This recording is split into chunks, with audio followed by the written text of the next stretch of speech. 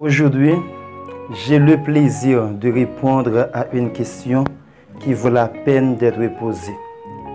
Pourquoi est-il important de connaître Dieu? Bruce Lee, la voie de l'équilibre. N'oubliez pas, abonnez-vous.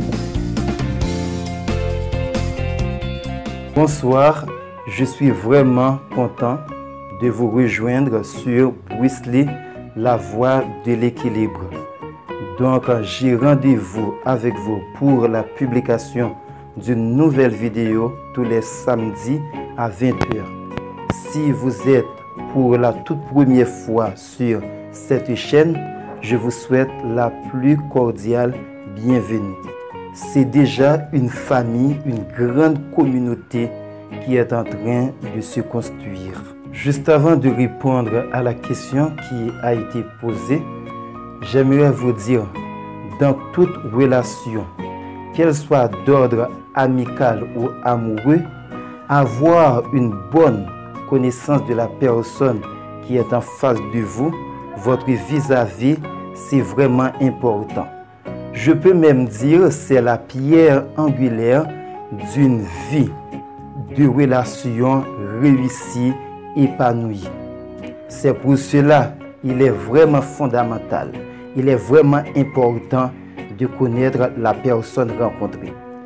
En ce sens, les personnes qui sont à cheval dans la question de relations sociales, relations interpersonnelles, à chaque fois qu'on rencontre une nouvelle personne, il y a des questions qu'on pose à la personne. Qu'est-ce que tu aimes dans la vie? Qu'est-ce qui te touche vraiment? Parce que si on ne connaît pas ce qui fait vibrer la personne en face de vous, ça ne va pas marcher. C'est de même dans notre relation avec Dieu, il est important et même extrêmement important de connaître qui est Dieu. Justement, il y a plusieurs raisons pour lesquelles cela est important. Premièrement, pour éviter les mauvaises conceptions de Dieu. Satan, de son côté, il est un menteur. Il ne peut rien faire contre nous. Si jamais nous avons de fausses images de Dieu, nous avons des choses qui ne vont pas bien en ce qui concerne Dieu. Si jamais notre conception de Dieu est fausse, ça c'est déjà un moyen pour lui de nous attaquer. Ça va ouvrir la voie à Satan de nous attaquer. C'est pour cela qu'il est toujours important de connaître Dieu. En plus, Satan ne peut rien faire contre un enfant de Dieu. Son arme, l'arme qu'il utilise, l'arme la plus puissante, c'est qu'il nous amène à douter sans cesse de Dieu, à douter de son amour, à douter de sa fidélité. Écoutez, en effet, un autre point très important. Assez souvent, Satan le diable nous pousse à servir Dieu seulement. Aller à l'église, donner des offrandes, faire un tas de choses à l'église pour Dieu. Et pourtant, dans la pensée de Dieu, ce qui est prévalu, ce qui est normal, c'est d'avoir la crainte pour son nom. Dans Deutéronome chapitre 6, le verset 13, la parole de Dieu dit: alors tu craindras l'Éternel, ton Dieu, tu le serviras et tu jouiras par son nom. La vérité à souligner ici, c'est que donc avant même le service, il faut qu'il y ait la crainte pour son nom, pour sa personne. La crainte de Dieu n'est pas synonyme la terreur, avoir la peur de sa personne, mais c'est plutôt avoir du respect pour son nom, pour sa personne, le respecter. C'est ça et bien la crainte. Assez souvent, quand on sert Dieu sans avoir la crainte, ça ne va pas bien marcher. En d'autres termes, la crainte de Dieu même, c'est l'emballage au travers duquel nos prières, nos adorations, nos services iront jusqu'à Dieu. Et encore, quand on poursuit donc dans ces versets-là, la parole de Dieu dit, vous n'irez point derrière les autres dieux. Je paraphrase comme ça. Car le Dieu que nous servons est un Dieu jaloux. En effet, maintenant avec la nouvelle technologie, avec cette ère moderne, il y a énormément de faux dieux qui prennent naissance. Et en ce qui concerne ici, c'est que quand on parle de Dieu, quand on parle d'idole, ce n'est pas toujours les images taillées, ce n'est pas toujours donc des idoles dans le sens classique, mais c'est tout ce qui prend la place de Dieu. C'est tout ce qui occupe une place que Dieu devrait occuper dans votre vie. Écoutez, le Dieu que nous servons, il est un Dieu jaloux.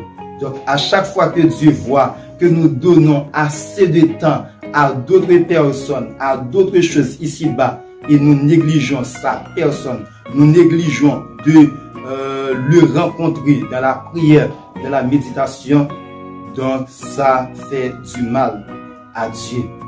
En ce point-là, sachez très bien, il faut éviter les mauvaises conceptions de Dieu.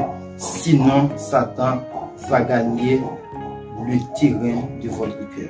La deuxième raison pour laquelle il est important de connaître Dieu, Dieu veut développer une relation avec vous.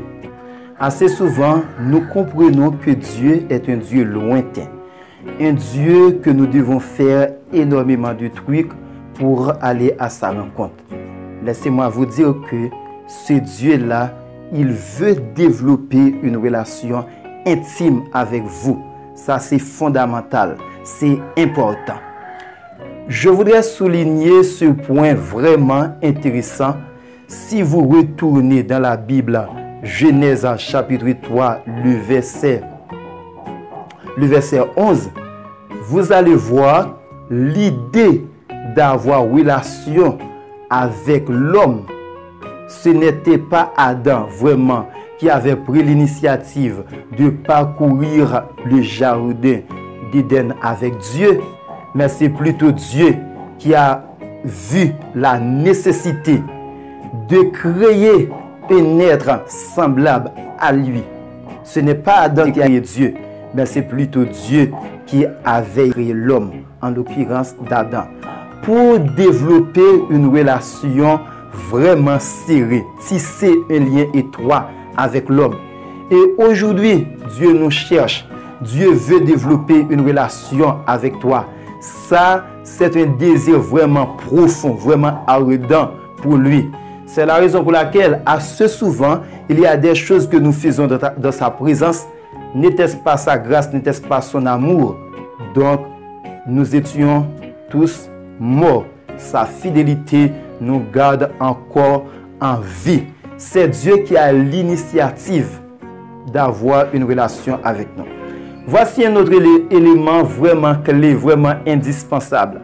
Dans toutes les autres religions, c'est l'homme qui va à la recherche d'un Dieu, soit pour avoir du confort, soit pour avoir de la sécurité.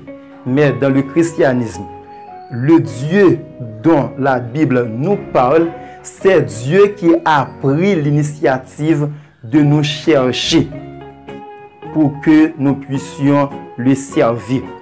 Écoutez ce que dit la Bible dans Romains chapitre 3, le verset 11. Nul n'est intelligent, nul ne cherche Dieu. C'est pour dire que l'homme, avec son intelligence, est égaré de Dieu. C'est Dieu qui a tout fait pour nous rencontrer. C'est Dieu qui a tout fait pour nous libérer, pour nous rejoindre. Maintenant, nous arrivons au terme de cet enseignement. Notre dernier point, connaître Dieu, c'est la vie. Donc la parole de Dieu dit dans Proverbe chapitre 1er et verset 7. La crainte de l'Éternel est le commencement de la sagesse. Donc il est important d'avoir de la sagesse, d'avoir la crainte de l'Éternel. Justement, si quelqu'un n'a pas de sagesse, sa vie ici-bas, c'est vraiment une vie malheureuse, une vie donc, qui ne vaut pas même la peine d'être vécue. Quand quelqu'un n'a pas Dieu dans sa vie, on ne peut pas même penser à dire à ce que ce quelqu'un-là connaît Dieu. Et ça, c'est vraiment fatal. Je vous encourage de connaître Dieu, d'avoir Dieu dans votre vie. Il est un ami. Il cherche des amis. Il veut développer une relation avec toi. Je n'ai pas l'intention de dire tout au sujet de Dieu parce que Dieu reste toujours un mystère. Mais je crois qu'au travers de ces trois grands points, ça va quand même marcher et ça va vous aider dans votre vie spirituelle. Merci d'avoir été avec moi jusqu'à présent.